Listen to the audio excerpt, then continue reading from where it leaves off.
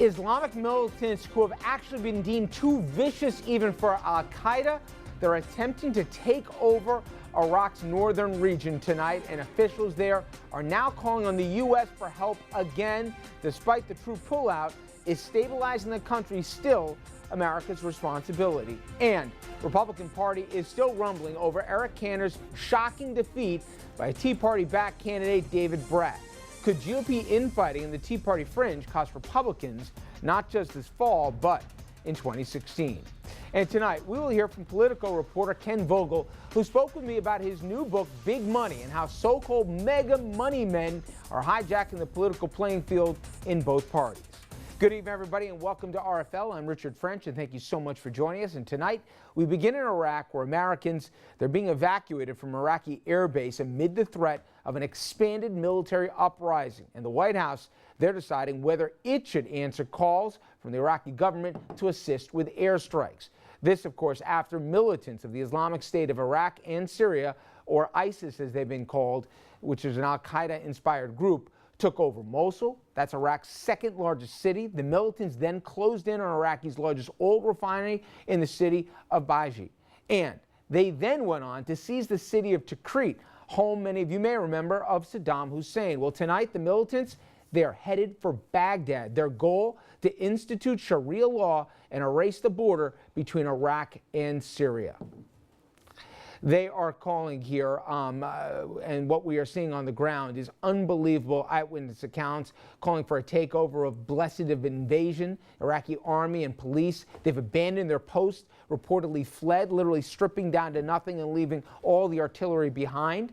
Residents in the country are also trying to flee. Around 500,000 people have evacuated their homes. Iraqi men have been storming recruitment centers to join the Iraqi army, volunteering to try to defend the country and its sacred palaces and areas. Now, the country's foreign minister, they are calling the uprising a serious disruption and a setback for Iraqi security forces, and many believe that is putting it very, very politely. This could force the Iraqi leaders, in fact, I hope, to come together to look at this serious mortal threat to the country, because this has been one of the most serious threats really we have faced over the last several years. Now, as a frame of reference, 2 years ago, the U.S. troops pulled out of Iraq, and this after the Iraqi leadership asked the Americans to basically get out of Dodge. Now, Iraqi leaders, they're calling on the U.S. for help. So American soldiers who battled on Iraqi soil now feel as though they have been defeated. I was talking to some of the guys I served with in Iraq, and they were heartbroken as well. Really feeling that a lot of what they had done and a lot of what I had done really just didn't matter. Now, the White House, they're considering providing airstrikes and increased surveillance. National Security Council spokeswoman Bernadette Meehan released a statement saying the current focus of our discussions with the government of Iraq and our policy considerations is to build the capacity of the Iraqis to successfully confront the Islamic extremists. Translation: hey, we train the guys, we arm the guys, it's their fight. But the question is, with all the consequences, not just within Iraq, but in the broader region, can we really sit by and watch basically civil war erupt here and literally see the last 10 plus years of America's sacrifice and infrastructure and everything else just blow up in our faces? All right, let's bring in our panel right now. We're joined by O'Brien Murray, Republican strategist, co-founder of the New York Meeting; Dominic Carter, of course, political journalist and author; Ellis Hennigan, columnist for Newsday, political analyst, author, and the voice of Stormy on the hit cartoon series C-Lab 2021. A little bit of everything here tonight. All right. How do I get that gig? Exactly. well, before we talk about what we should do, let's talk about what's unfolding in not only real time, but with an accelerant on it. I mean, we are literally seeing this group storm through from northern now to the capital city potentially. You're seeing all the troops that were trained and everything by American forces literally running for the hills in many cases, leaving armaments, literally money in the banks. More than $500 million has been seized by the banks by these militants. And again, these guys were deemed too vicious by al-Qaeda. They literally distanced themselves from these guys because they were killing too many civilians. We are seeing ethnic cleansing reportedly going on here. We're seeing civil war breaking out. This is a worst nightmare kind of scenario. So there really is no way, would we agree here, to exaggerate how bad this thing is that's playing out right in Technicolor for the world to see.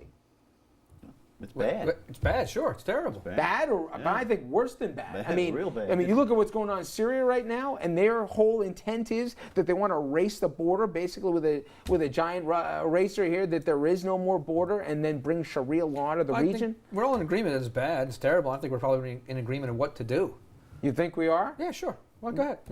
I think you got it about right? When it comes to the Iraqi security forces, we trained them, we armed them, and in the end, it's largely their fight. That's right. Is I there agree. nothing we can do? Maybe maybe a little airstrikes, maybe a little surveillance. We're willing to put our toes back in, but there is zero, Richard, zero appetite, no matter what those pictures show, for genuine American engagement. I just said that, but let's go a little further. Let's go no boots on the ground. We agree on, correct? All right. Yeah, fine. Give them drones. Give them some airstrikes. Right. See what they want to do for round that. up the Europeans. Give them some weapons. Give them some weapons. Give them a bill. Make them pay for it this time too. Okay. We're going. All right. They get it. They pay for it. I love how now we're paying for a war. For 10 years it was a blank check, and now all of a sudden we want to get a payment. Listen, they negotiated with us. This president failed in how he negotiated the exit. He did. And we're now having to pay for it. Brian, I didn't say we agreed on everything, please, Richard. Stop. Don't even attempt to put this thing on Obama. We're not going to get into politics. We're talking about what's going on in the country. But I believe we went into Iraq under, that's right, the previous president. When you get your own show. Richard. This president is a failure at international policy. We're going to wait until their turn. No. Yes, you this will. president is a failure. Obi, we're now 7 minutes in the show. We're going to wait until we're called on so we can all talk here. The point is for you to put, and I'm not even going to waste our time on whose fault it is, okay? But to pretend that we're in Iraq because of the guy on our screen right now, it's called delusional, okay? The question I have is, and I might be the only one, to pretend that we can just say, screw it, they're on their own. This, by at least our own national security folks, is potentially the biggest national security risk, this thing unfolding throughout the region.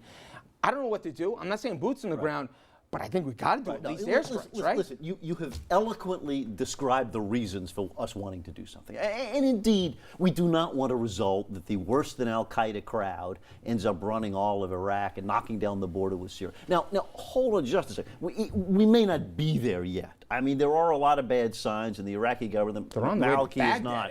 He's not. Exactly. This is the capital city. Granted, but Iraq, the population in Iraq, first of all, is not a hugely religious population. There are many smart, secular, modern people there, right? It's not the medieval ages there, and I'm not sure it's quite as dire as we're talking about now. But Ellis, what we don't want to do, as Richard said, as you said eloquently, was that national security for the United States is the #1 goal here.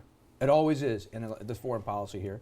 And in this case, one of the situations is we don't want another Taliban situation where a rogue part of the universe controls a part of a country and can do whatever they want. That's true. That's what we don't want. It's in America's interest and the world's interest as well. That's all fair. But, Richard, here's the bottom line on all of this. And I understand that America plays the role of world policeman. But the fact of the matter is 5,000 American deaths from the war in Iraq, 32,000 wounded.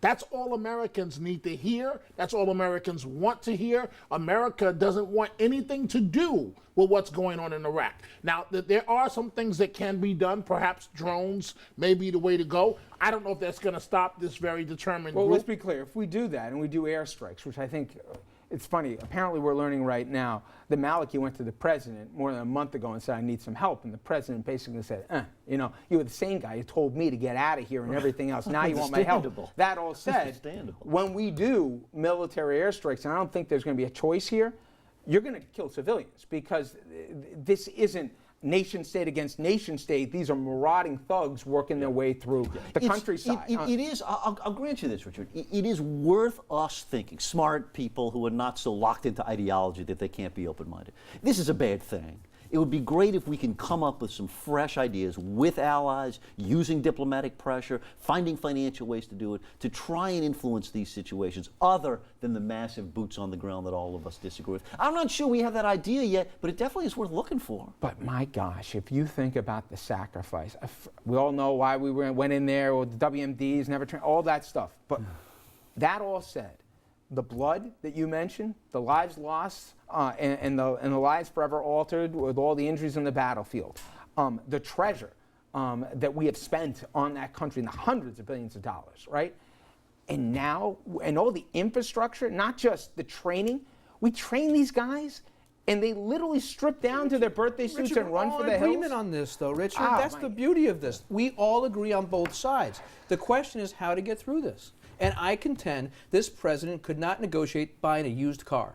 That's his problem he's got in Iraq. He can't negotiate with people. He can't lead. Nobody he can't believes do the this. situation of Iraq is this president's fault. He's been there for 6 years at this He point. pulled us out, which is what He we can't wanted. do, but he cannot figure But out if what we to could do in try- foreign policy. but if we could try for a Russia's second- failed. This is failing. If we could try for just a second to remove the partisan politics, and perhaps it's a legitimate issue to bring it up, but I say this much to you, Richard. If you stop 10 out of 10 Americans and say, why did we go into Iraq? They would tell you probably... I was on a lie. They would say because it was oil for some rich guy. That would probably be the first option. And then the second one would be weapons of mass destruction that we were told by a presidential administration, if we're going to go is partisan, amazing. but if This we're going to go partisan, we have to tell the whole story. Right, Everybody knows. We were But told that's the weapons amazing were that there the by the Democratic previous... side of the argument is still it's funny. I didn't blaming even the bring up. president, I been didn't even outside bring for up 6 about years. the politics. I It took did. you. I know you I did. did, I did. And the audacity to try and blame. I mean, if you think in the history of American warfare, the idiocy of what an administration got us into, and this president inherited, and for you, when I even go there to go throw this on Obama's plate that he created the thing.